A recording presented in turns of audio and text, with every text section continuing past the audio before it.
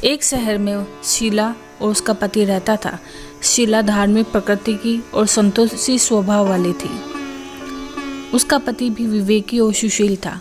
शीला और उसका पति कभी भी किसी की बुराई नहीं करते थे। प्रभु भजन में अच्छी तरह समय व्यतीत करते थे।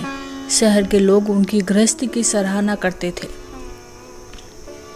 देखते ही देखते समय बदल गया। शीला का पति बुरे लोगों से दोस्ती कर बैठा। अब वह जल्द से जल्द करोड़पति बनने के ख्वाब देखने लगा, इसलिए वह गलत रास्ते पर चल पड़ा। फलस्वरूप वह करोड़पति नहीं रोड़पति बन गया, यानी रास्ते पर भटकती भिखारी जैसी उसकी हालत हो गई।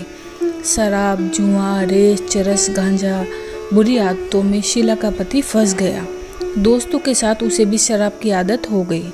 इस प्रकार उसने अपना सब कुछ रेस जुए में गंवा दिया। शीला के पति के बर्ताव से शीला को बहुत दुख हुआ, किंतु वह भगवान पर भरोसा कर सब कुछ सहने लगी।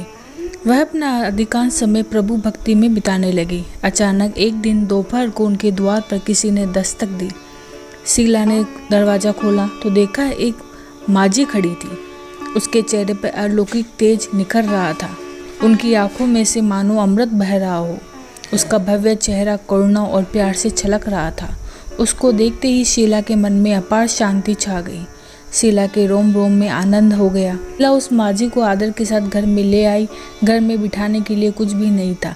शीला ने सकुचाल एक फटी हुई चादर बिछाई। माजी बोली, क्यों शीला, मुझे पहचाना नहीं? हर शुक्रवार को लक्ष्मी के मंदिर में भजन कीर्तन के समय मैं भी वहाँ आती हूँ। इसके बावजूद शीला कुछ समझ नहीं पाई।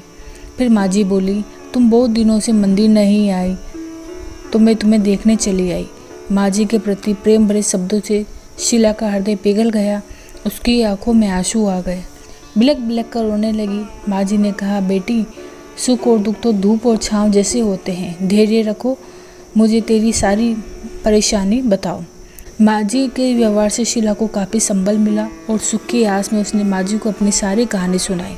कहानी सुनकर माजी ने कहा, कर्म की गति न्यायी होती है। हर इंसान को अपने कर्म भुगतने पड़ते हैं, इसलिए तू चिंता मत कर। अब तू कर्म भुगत चुकी है, सुख के दिन जरूर आएंगे। तू तो माँ लक्ष्मी की भक्त है। माँ लक्ष्मी जी तो प्रेम और करुणा के अवतार है। वे अपने भक्तों पर हमेशा ममता रखती है, इसलिए तू धैर्य रख, माँ लक्ष्मी का व्रत कर, इससे सब कुछ ठीक हो जाएगा। शीला के पूछने पर माजी ने उसे व्रत की सारी विधि बताई। माजी ने कहा, बेटी, माँ लक्ष्मी का व्रत बहुत सरल है। उसे वरद लक्ष्मी व्रत या वैभव लक्ष्मी व्रत कहा जाता है। यह व्रत करने वाले सब मनोकामनाएं पूर्ण होती है। वह सुख, संपत्ति और यश प्राप्त करता है। शीला यह सुनकर आनंदित हो गई। शीला ने संकल्प करके आंखें खोली तो सामने कोई न था। वह अचंभित हो गई और उसने सोचा कि माजी कहाँ गई। शीला को तत्काल यह समझते देर न लगी कि माजी और कोई नहीं, साक्षात लक्ष्मी जी ही हैं।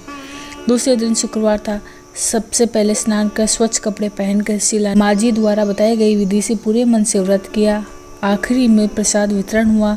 यह प्रसाद पहले पति को खिलाया। प्रसाद खाते ही पति के स्वभाव में फर्क पड़ गया और उस दिन उसने शीला को मारा नहीं, सताया नहीं। शीला को बहुत खुशी हुई। उसके मन में वैभव लक्ष्मी व्रत के लिए श्रद्धा बढ़ गई। शीला ने पूर्ण श्रद्धा भक्ति से 21 शुक्रवार वैभव लक्ष्मी व्रत किया। 21वें शुक्रवार को माजी के कहे मुताबिक उद्यापन विधि के 7 स्त्रियों को वैभव लक्ष्मी व्रत की 7 पुस्तकें उपहार में दी। फिर माताजी के धन लक्ष्मी स्वरूप की छवि को वंदन करके भाव से मन ही मन प्रार्थना करने लगी। हे माँ लक्ष्मी, मैंने आपका वैभव लक्ष्मी व्रत करने की मन्नत मानी थी, वह व्रत आज पूर्ण हुआ है। हे माँ, मेरी हर विपत्ति दूर करो, हमारा सबका कल्याण करो। जिसे संतान न हो उसे संतान दो।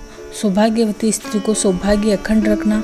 कुंवारी लड़की को मन भावन पति देना। जो आपका यह चमत्कारी वैभव लक्ष्मी व्रत करे उनकी सब विपत्ति दूर करना, सभी को सुखी करना। हे माँ, आपकी महिमा अपार है। ऐसा बोलकर लक्ष्मी जी के धन लक्ष्मी स्वरूप की छवि को प्रणाम किया। व्रत के प्रभाव से शीला का पति अच्छा आदमी बन गया और कड़ी मेहनत करके व्यवसाय करने लगा।